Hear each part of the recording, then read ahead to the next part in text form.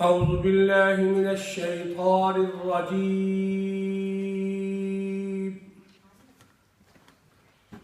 بسم الله الرحمن الرحيم.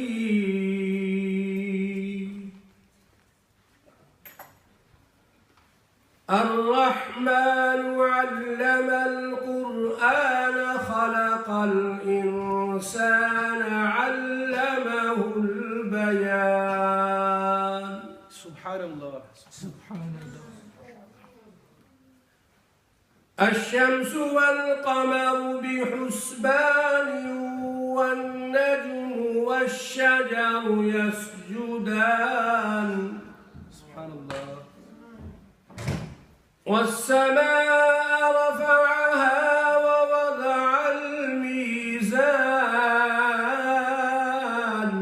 الله ما شاء الله. ألا تطغوا في الميزان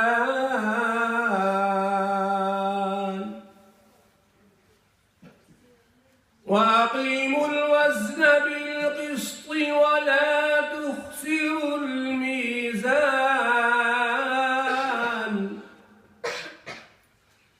والأرض وضعها للأنام فيها فاكهة والنخل ذات الأكمام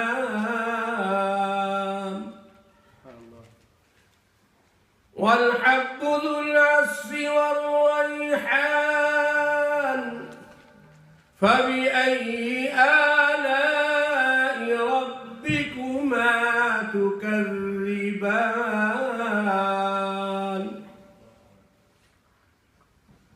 خلق الإنسان من صلصال كالفخار وخلق الجن من مارج من نار فبأي آلاء ربكما تكذبان. اللهم صل على سيدنا ومولانا محمد. اللهم صل على سيدنا ومولانا محمد وعلى آله وصحبه وبارك وسلم.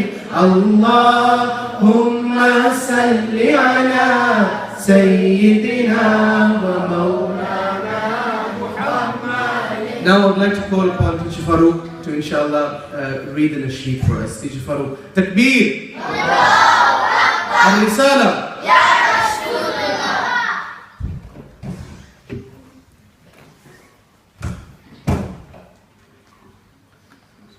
मेरा हुसैन बाग़ नबूवत का फूल है. मेरा हुसैन बाग़ नबूवत का फूल है. हैदर की इसमें जान है खूने बतूल है. हैदर की इसमें जान है खूने बतूल है. माशाअल्लाह. गुज़रा जहाँ जहाँ से नवासा रसूल का. गुज़रा जहाँ जहाँ से नवासा रसूल का. गुज़रा जहाँ जहाँ से नवासा रसूल का. अब तक वहाँ खुदा के करम का नज़ूल है.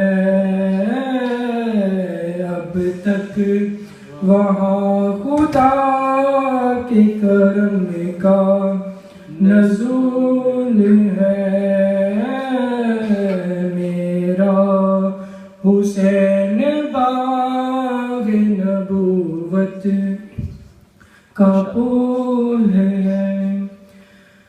ऐसी अजीम ज़ात है मौला हुसैन की, ऐसी अजीम ज़ात है मौला हुसैन की, ऐसी अजीम ज़ात है मौला हुसैन की, जिसके लिए हुजूर के सजदों में तूल है, जिसके लिए हुजूर के सजदों। Brothers and sisters, students and teachers, I'm here today to talk about Imam Hussain and Yazid because there are misconceptions and misunderstandings in regards to the status of the Ahlul Bayt, in regards to the personality of the Imam Hussain, in regards to the Battle of Karbala. And there are false accusations also on Imam Hussain, and there are people until today who try to compare Imam Hussain with Yazid. Allah Ta'ala referred to truth and falsehood together. Like for today we have Imam Hussain and the name of Yazid together. Title why? Because Allah said, and said the truth has come and falsehood has fled. Surely falsehood is to perish. When there is falsehood, the opposite side of the truthfulness, then only one can comprehend, one can understand the importance of truthfulness. Imam Hussain he is a symbol of peace, a symbol of unity, a symbol of knowledge, a symbol of enlightenment, a symbol of democracy, a symbol of freedom of expression. Imam Hussain he was a symbol of fighting for the rights of the people. On the other hand, we have Yazid. Who was Yazid? Well, Yazid is also a symbol, but Yazid is a symbol of evil, a symbol of darkness. He's a tyrant. Yazid is a person who deprived people from the basic human fundamental rights. So Imam Hussain 1500 years ago stood up for the rights of the people, and he stood up to protect the deen of Rasulullah Sallallahu. Unfortunately, there are people today that claim to be Muslims who recite the Kalama, who read the Quran, but when we talk about Imam Hussain they claim or they refer to him as a rebellion, Astaghfirullah. So I think that is why we are here, to eliminate all those misconceptions and misunderstandings. And I would like to end here with the following of Imam Hussain that he will always be remembered for two things: the sacrifice which he gave of himself and of his whole family members of the household of the Prophet Sallallahu. He will be remembered because Imam Hussain did two things. The first is when his wife did he go and fight against the army of Yazid. The reason was to defend the honor of the teaching of Islam, to protect the essence of Islam, the teachings of Islam. And this is why they said, without Hussain who can ever understand the importance of La ilaha illallah? Because would it not be for the sacrifice of Hussain today there would be no La ilaha illallah, on what Islam would be in a distorted version.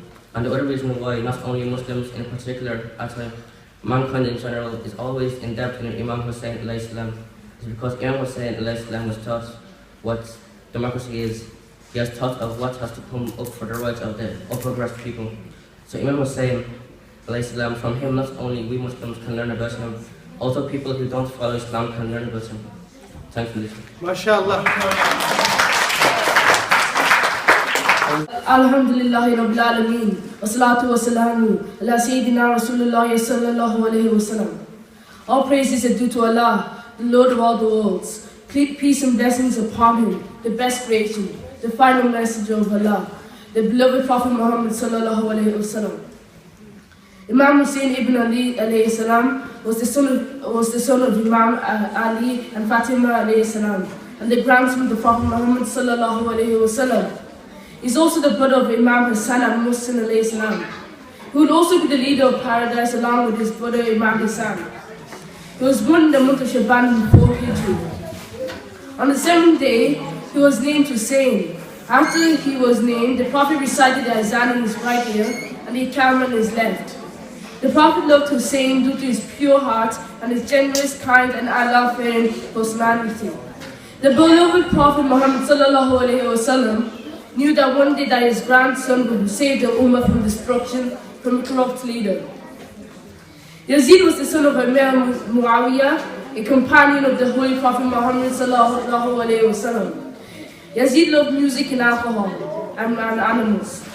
One day the governor sent one of his men to get Imam Hussain and Abdullah bin Zubair and make them swear allegiance to him. The governor said if Imam Hussain did not pledge allegiance to Yazid, he would kill him. Imam Hussain alayhi salam got angry and refused to swear allegiance to Yazid and left the home with the governor. The governor said when the Imam left that he wouldn't have even killed him if he didn't pledge allegiance anyway. In the result, he retired in Medina and lived a peaceful life. But even there, he could not be in peace. Yazid kept on trying to kill them both. Meanwhile, Yazid found out that the governor did not force Imam Hussain and Abdul ibn Zubair to accepting Yazid as leader. He then demoted the governor and appointed a new governor, Umar bin Sa'id. Yazid saw that Abdullah and his brother were having a conflict, so he made his brother head of the police force and made him arrest all of Abdullah's supporters. His brother came with an army to fight him. His brother Umar bin Zubair lost and all his followers either died or escaped. When Abdullah bin Muti heard that Imam Hussain was going to Kufa, he told him that the people of Kufa are unloyal cowards that when the time of war came, they will run. The people of Kufa then sent an invitation to Imam Hussain stating that they need help due to Yazid's punishments. Imam Hussain went anywhere. He brought his supporters with him. When his host started Kabbalah, he said, here will be martyred and here is where our children will die. Here should our tents be brought and our family arrested. At dawn, Imam Hussain looked down at Yazid's army. He told his followers to prepare to fight against the enemies of Islam with patience and resistance. He said then that death was nothing than a bridge that you must cross over facing trials to reach heaven and its joys. His followers then said to the Imam that they were willing to fight to protect the Allah Bayt and to sacrifice our lives for the sake of Islam. At last, when the 6-month-old baby was also killed, Imam Hussain addressed Allah subhanahu wa ta'ala and said, "O Lord, I have offered in your way whatever you had blessed me with. Bless me, O Lord, with the acceptance of this sacrifice. Everything I could do till now was through your help and by your grace." Then Imam Hussain alayhi salam came inside the field and was martyred. Alhamdulillah, Alhamdulillah Rabbil Alameen, wa salatu wa salamu ala Sayyidina Rasulullah sallallahu alayhi wa sallam. Bismillah ar-Rahman ar-Rahim.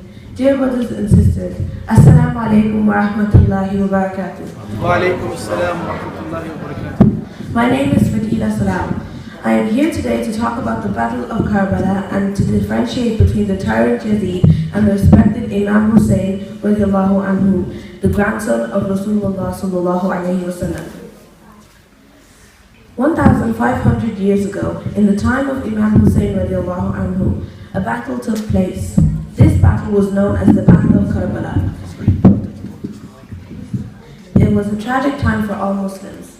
This is the story. 1,500 years ago in Karbala, a battle took place. Yazid symbolizes or represents oppression and darkness. Meanwhile, Imam Hussain represents truth and freedom. Usually when you speak of a martyr, you speak in the past tense, meaning you speak about them whilst they are dead. Imam Hussein's case was different though. His martyrdom was known to happen before it actually occurred. It was known because of Imam Hussein's wonderful grandfather, Rasulullah sallallahu alayhi wa sallam. One night, Rasulullah sallallahu alayhi wa sallam had a dream from Allah. In the dream, Angel Jibreel told him that Imam Hussain would be martyred in Karbala and gave him the soil of Karbala. Rasulullah told his aunt, Fadl, this. She became sad as well as the Prophet. Next, the Prophet had to prepare for his death. He told his wife, Salma, that he was also given soil in the dream. He gave the soil to Salma and said, "The day that this soil of Karbala turns red, you must know that this will be the day that Imam Hussain dies." But Rasulullah sallallahu alayhi wa sallam had two wives at that time, Salma and Aisha, and it was well known that he preferred Aisha to Salma. So why did he give the soil to Salma? Allahu Akbar. Allah had told him that Salma would be dead by the time, Aisha would be dead by the time that this happened, so he had to give the soil to Salma. Now we go to the death of Rasulullah sallallahu alayhi wasallam, when Ali is caliph, when Muawiyah, a companion of the Prophet sallallahu alayhi wasallam, died and made his son Yazid the ruler. It may sound quite normal, but in Islam it is very wrong. Islam teaches democracy, not monarchy. Once Muawiyah was out of Yazid's way, he started showing his true colors. He drank alcohol openly, ignored salat, behaved brutally, and killed anyone against him. He even doubted Rasulullah sallallahu alayhi wasallam's prophethood. But something was in the way of Yazid's easy lifestyle, and it was Mecca and Medina. He himself was in Damascus as the Islamic empire had spread like wildfire, but he wanted those in Mecca and Medina to accept him, but they would not unless Imam Hussain accepted him. So Imam Hussain would have to accept him so that they could not rebel. So Yazid sent his representative to Hussain radiallahu anhu to tell the people of Mecca and Medina to accept him. Hussain radiallahu anhu refused to let such an ignorant person to control Muslims. He then bribed Hussain radiallahu anhu with leadership over just Mecca and Medina, so to leave the rest of the empire to himself. Hussain radiallahu refused. Why would he rule over Mecca and Medina when he would be the leader of paradise for eternity? Meanwhile, the people in Kufa were sending letters by the dozen to Imam Hussain radiallahu anhu, asking for help to fight against Yazid. Hussain radiallahu anhu's family and friends begged him not to go to Kufa because they would become cowards on the battlefield and turn their backs on Hussain radiallahu anhu. Hussain went anyway with just about 72 members of his family and just 1 or 2 swords with each person. They all followed Hussain radiallahu towards Kufa with no intention of fighting. They were stopped before a river in a place called Karbala by Yazid's army of 12,000 men versus 72 members of Hussein's family. Days passed for Hussein's family without water. From the 5th of Muharram to the 9th, there was no water. On this day, Imam Hussain radiallahu anhu decided to give Yazid's army another chance to repent. The leaders of Yazid's army were Ibn Ziyad and Hur. Hur, however, was not as evil and cold-hearted as the rest. After Hussain radiallahu anhu's amazing speech, only 1 out of the 12,000 repented. It was Hur. Hur was given the honor of being the first to be martyred and to declare war. Every person died except for one son of Hussain radiallahu anhu, aged 15. He was ill and looked about 9 instead of 15. The last woman pleaded on his behalf, and if it weren't for him, there would be no offspring of the Prophet Muhammad sallallahu alaihi wasallam left on earth. Yazid continued with his evil ways until one day when his army was attacking the Kaaba, Yazid was drunk and died. He too left his son Muawiyah, named after his father, in charge. Muawiyah kicked the throne and was so ashamed of his father that he ran away to live the life of an unknown person. This battle teaches us to be faithful and to always fight until you get truth. We should also be reluctant to use force as a first plan and think ahead.